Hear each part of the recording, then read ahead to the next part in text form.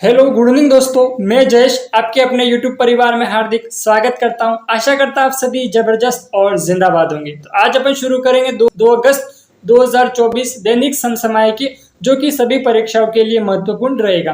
तो अपने आज की क्लास में पिछली क्लास का रिवीजन करेंगे और स्टैटिक जीके भी साथ में कवर करेंगे। ठीक है मेरे दोस्त, तो शुरू करते हैं अपनी आज की क्लास। आज की क्लास को शुरू करने से पहले आप सभी सेशन को शेयर कर दीजिएगा और लाइक जरूर करें, और लास्ट में कमेंट करके बताएं कि आपको आज की क्लास कैसी लगी। बाकी कल की क्लास में जिसने भी कमेंट करा था वो अपन लास्ट में बात करेंगे। तो शुरू करते हैं अपनी आज की क्लास। और आज की क्लास का अपना पहला क्वेश्चन है question number first. Question number first कह रहा है कि किस भारतीय शूटर ने ओलंपिक की 50 मीटर राइफल थ्री पोजीशन स्पर्धा में पदक जीता है। स्पर्धा में पदक जीता है, तो किसने जीता है? तो जीता है स्वप्निल कुशाले ने।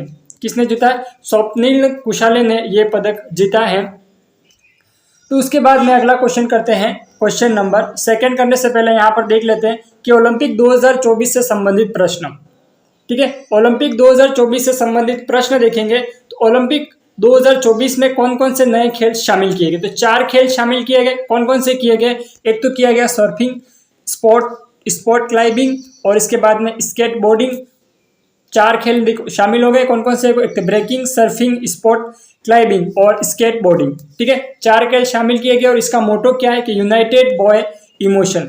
मोटो क्या है इसका? ओलंपिक 2024 का मोटो क्या रहेगा? तो मोटो रहा है यूनाइटेड बॉय इमोशन, इसका मोटो रहेगा। और शुभंकर क्या है ओलंपिक का? तो ब्रिज। ओलंपिक का शुभंकर क्या है? तो ओलंपिक का शुभंकर ब्रिज है। ठीक है, उसके बाद में पहला पदक किसने जीता है और दूसरा पदक किसने जीता है? तो टोटल पेरिस ओलंपिक में भारत को कितने मेडल मिले हैं? 3 मेडल मिले हैं। पहला जो पदक जीता है वो किसने जीता है? तो पहला जीता है मनु भाकर ने। उसके बाद में दूसरा पदक किसने जीता है? पहला पदक अपने जीता है मनु भाकर ने। कितने मीटर पिस्टल में जीता है? 10 मीटर पिस्टल में जीता है। उसके बाद में सेकंड पदक किसने जीता है? वो जीता है सरबोतजोत सिंह ने। ठीक है, मनु भाकर कहाँ की रहने वाली है? तो ये हरियाणा की रहने वाली है, हरियाणा के झज्जर की रहने वाली है। और कितने मीटर पिस्टल में जीता है? 10 मीटर पिस्टल में जीता है। उसके बाद में दूसरा पदक किसने जीता? सरबोतजोत सिंह ने। ठीक है, और तीसरा पदक किसने जीता है? तो वो जीता है स्वप्निल कुशाले ने। ठीक है मेरे दोस्त, अगला क्वेश्चन अपन शुरू करते हैं। अगला क्वेश्चन शुरू करते हैं कि हाल ही में सेबी ने किस नाम से चैट बॉक्स लॉन्च किया है? हाल ही में सेबी ने किस नाम से चैट बॉक्स लॉन्च किया है? तो किस नाम से किया है? सेवा। ठीक है, ऑप्शन सी, सेवा के नाम से सेबी ने चैट बॉक्स लॉन्च किया है।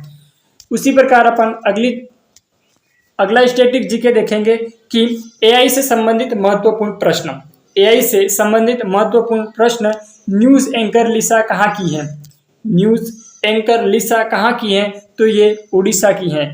ठीक है, न्यूज एंकर लिसा कहाँ की है? तो उड़ीसा की है। उसके बाद में टेलीमानस चैट बॉक्स कहाँ का है? टेलीमानस चैट बॉक्स कहाँ का है? टेली नामक चैट बॉक्स जम्मू कश्मीर का है। ठीक है, उसके बाद में जस्ट आस्क चैटबॉट कहाँ का है? मध्य प्रदेश का। उसके बाद में भारत का पहला एआई स्कूल कौन सा है? तो तिरुवनंतपुरम। ठीक है, तिरुवनंतपुरम कहाँ पर है? केरल राज्य में है तिरुवनंतपुरम। तो भारत का एआई स्कूल है कहाँ पर है? तिरुवनंतपुरम में है। और तिरुवनंतपुरम किस राज्य में है? तिरुवनंतपुरम केरल राज्य में है। उसी प्रकार अपन अगला क्वेश्चन देखते हैं, question number third. Question number third क्या कह रहा है कि डोमेडिट फेस्टिवल कहाँ आयोजित किया जाता है? तो डोमेडिट फेस्टिवल लद्दाख में आयोजित किया जाता है। अब लद्दाख क्या है? एक यूनियन टेरिटरी है। अब लद्दाख को यूनियन टेरिटरी में कब शामिल किया गया? तो लद्दाख को यूनियन टेरिटरी में 31 अक्टूबर 2019 को क्या किया गया? ये लद्दाख को यूनियन टेरिटरी में शामिल किया गया है। उसके बाद में लद्दाख एक क्या है? यूनियन टेरिटरी है। तो मुझे ये बताओ कि क्षेत्रफल के अनुसार सबसे बड़ा केंद्र शासित प्रदेश कौन सा है? क्षेत्रफल के अनुसार सबसे बड़ा केंद्र शासित प्रदेश, चलो मैं बता देता हूँ कि क्षेत्रफल के अनुसार सबसे बड़ा केंद्र शासित प्रदेश कौन सा है? लद्दाख। ये आपको याद रखना, एग्जामों में लगभग इस तरह के क्वेश्चन पूछे जाते हैं। आप किसी भी एग्जाम की प्रिपरेशन करते हो, करंट अफेयर तो हर एग्जाम में पूछा जाता है, तो इसीलिए आपके सभी दोस्तों के साथ इस क्लास को, सेशन को जरूर शेयर करें। ठीक है मेरे दोस्त, तो लद्दाख का सबसे बड़ा, क्षेत्रफल के अनुसार सबसे बड़ा केंद्र शासित प्रदेश कौन सा है? तो वो है लद्दाख। उसके बाद में लद्दाख को यूनियन टेरिटरी में कब शामिल किया गया था? 31 अक्टूबर 2019 को यूनियन टेरिटरी में शामिल किया गया था। उसके बाद में हाल ही में आयोजित किए गए महोत्सव, आदि पेरुक्कू उत्सव कहाँ का है? तो वो है तमिलनाडु। कहाँ का है? तमिलनाडु में है। आदि पेरुक्कू उत्सव कहाँ का है? तो तमिलनाडु में है। सचिन गेसिंग महोत्सव कहाँ का है? अरुणाचल प्रदेश का है। चिखलकालो महोत्सव कहाँ का है? गोवा का है। और गोवा की राजधानी क्या है? पणजी। वित्सा महोत्सव कहाँ का है? जम्मू कश्मीर। वित्सा महोत्सव कहाँ का है? तो जम्मू कश्मीर का है। मुझे बताओ कि रेहला नृत्य कहाँ का है? रेहला नृत्य कहाँ का है? ये कमेंट करके आप बताना कि रेहला नृत्य कहाँ का है। ठीक है, उसी प्रकार अपना अगला क्वेश्चन है क्वेश्चन नंबर 4। टोक्यो जापान में महात्मा गांधी की प्रतिमा का अनावरण किसने किया था? किसने किया था? तो हमारे एक विदेश मंत्री थे जिसका नाम था एस जयशंकर। विदेश मंत्री कौन थे? एस जयशंकर। उन्होंने क्या किया? महात्मा गांधी की प्रतिमा का अनावरण किया। देखो, बापू की प्रतिमा का अनावरण कहाँ किया जा रहा है? सीधा टोक्यो जापान में किया जा रहा है। क्या बात। और बापू कौन है? भारत के राष्ट्रपिता हैं। ठीक है, अब महात्मा गांधी जी से संबंधित महत्वपूर्ण प्रश्न अपन पढ़ते हैं। सबसे पहले प्रवासी दिवस कब मनाया जाता है? प्रवासी भारतीय दिवस 9 जनवरी को मनाया जाता है। अब 9 जनवरी को ही क्यों मनाया जाता है? महात्मा गांधी का पूरा नाम क्या था? मोहनदास करमचंद गांधी था। ठीक है, अब इसके बाद में महात्मा गांधी से रिलेटेड प्रश्न पढ़ते हैं कि दक्षिण अफ्रीका कब गए थे? तो महात्मा गांधी दक्षिण अफ्रीका गए थे 1893 में।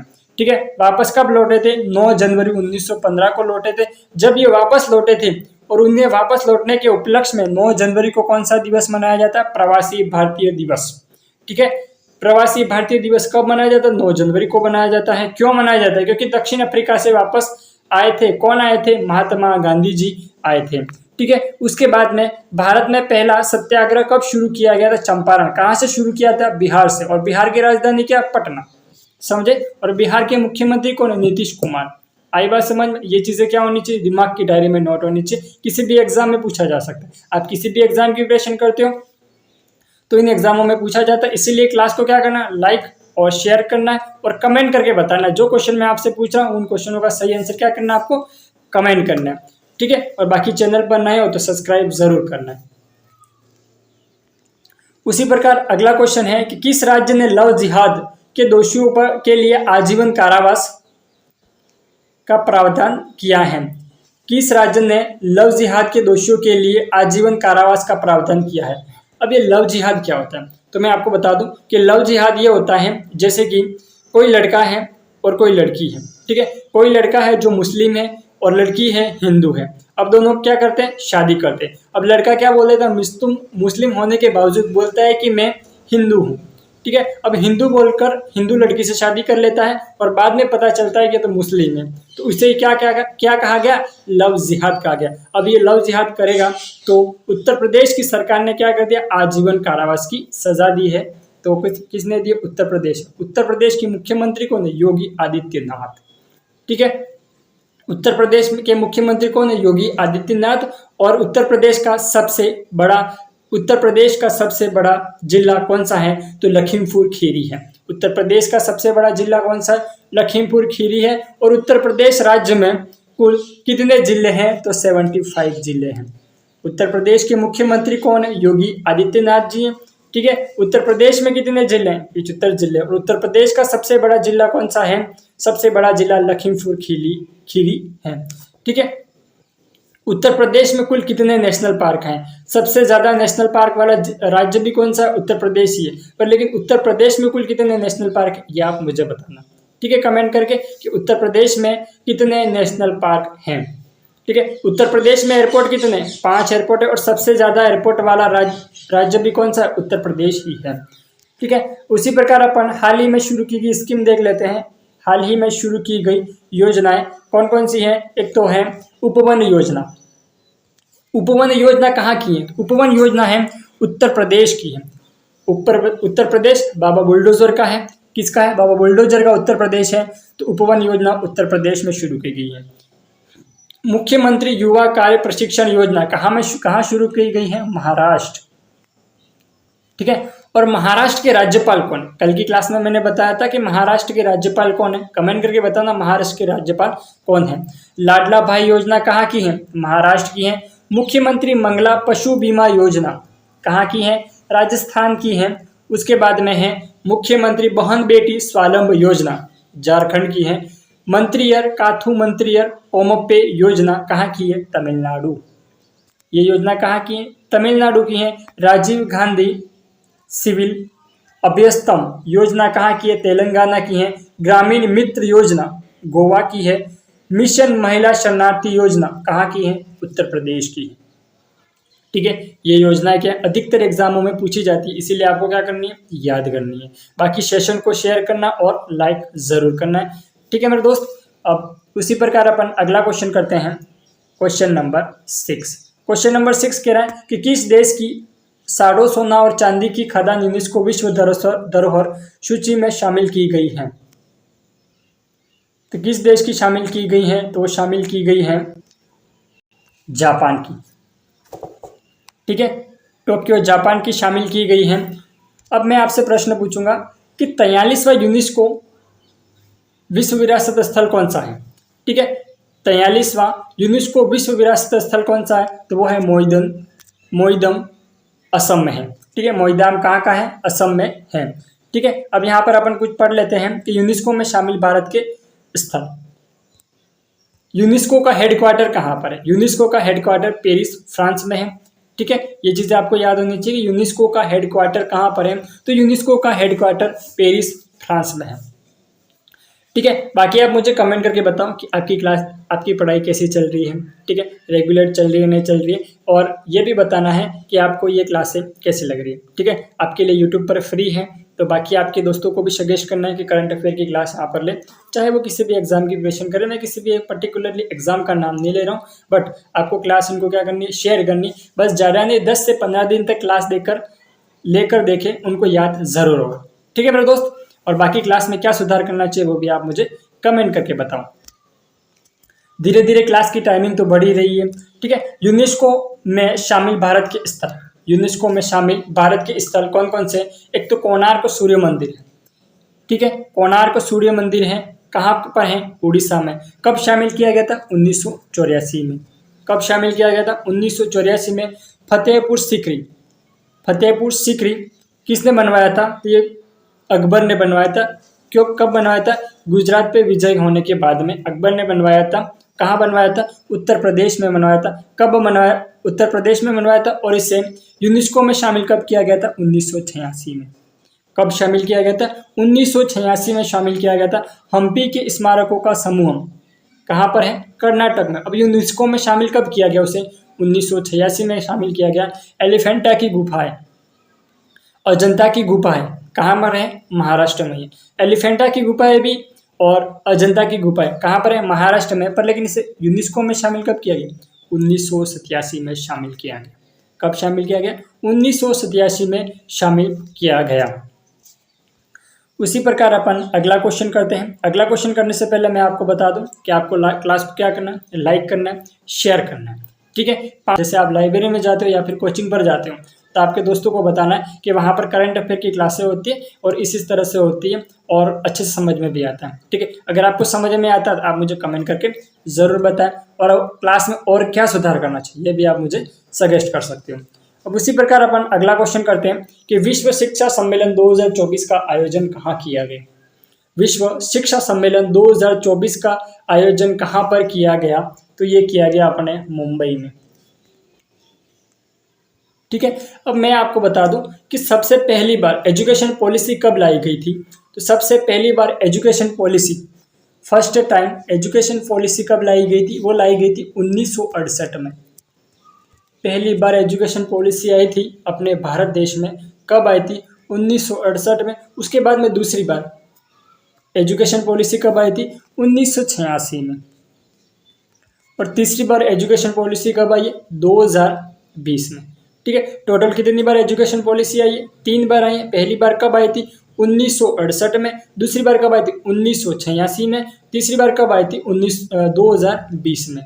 ठीक है, अब मुझे ये बताओ कि भारत के वर्तमान शिक्षा मंत्री कौन है? तो भारत के वर्तमान शिक्षा मंत्री मैं बता देता हूँ कि भारत के वर्तमान शिक्षा मंत्री धर्मेंद्र प्रधान, और उन्होंने कौन सा ऐप बना है? तो उल्लास ऐप। कल की क्लास में अपन ने पढ़ा था ना कि उन्होंने कौन सा ऐप बनाया है, तो उन्होंने उल्लास ऐप बनाया है। अब ये चीज़ें क्या होगी, धीरे धीरे मैं क्या अगर रिपीट करवाऊंगा तो आप कभी भूलोगे नहीं, जब मैं रिपीट ही नहीं करवाऊंगा तो आप क्या हो जाओगे, भूल जाओगे। इसीलिए मैं रिपीट करवा रहा हूँ, इसलिए आपको क्या होगी, याद होती चली जाएगी। ठीक है, भारत के विदेश मंत्री कौन है, एस जयशंकर हैं। और शिक्षा मंत्री कौन है, धर्मेंद्र प्रधान। और धर्मेंद्र प्रधान जी ने कौन सा ऐप बनवाया था, उल्लास ऐप बनवाया था। उसके बाद में अपना अगला क्वेश्चन करने से पहले अपने हाल ही में आयोजित प्रमुख सम्मेलन देख लेते हैं कि आसियान COP 29 2024 कहाँ पर है, सम्मेलन होगा लाओस में। G20 2024 का आयोजन कहाँ पर है, ब्राजील में। और G7 समिट 2024 इटली में। अब ये चीज़ें क्या होती है, एग्जाम में पूछी जाती है, इसीलिए आपको क्या करनी है, ध्यान से पढ़नी है।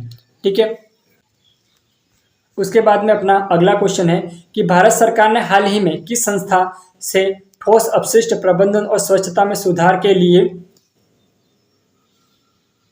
$200 मिलियन के ऋण पर हस्ताक्षर किया है। 200 मिलियन का ऋण लेगा, कौन ले रहा है, केंद्र सरकार ले रही है।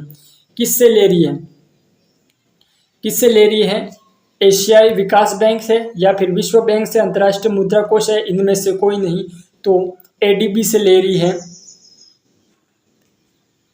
एशिया विकास बैंक से। $200 मिलियन पर क्या ले रही है, ऋण ले रही है। उन्होंने इस पर हस्ताक्षर कर लिए। ठीक है, तो ये क्या करेगी, सभी राज्यों को देगी। कौन देगा, केंद्र सरकार देगी। ठीक है, उसके बाद में है स्टैटिक जीके के महत्वपूर्ण प्रश्न। स्टैटिक जीके के महत्वपूर्ण प्रश्न क्या है, स्टैटिक जीके के महत्वपूर्ण प्रश्न है कि त्यागपत्र। ठीक है, जैसे कि राष्ट्रपति अपना त्यागपत्र किसे देता, उपराष्ट्रपति अपना त्यागपत्र किसे देता, और उच्चतम न्यायालय के न्यायाधीश अपना त्यागपत्र किसे देते, तो जानेंगे अपन इसमें।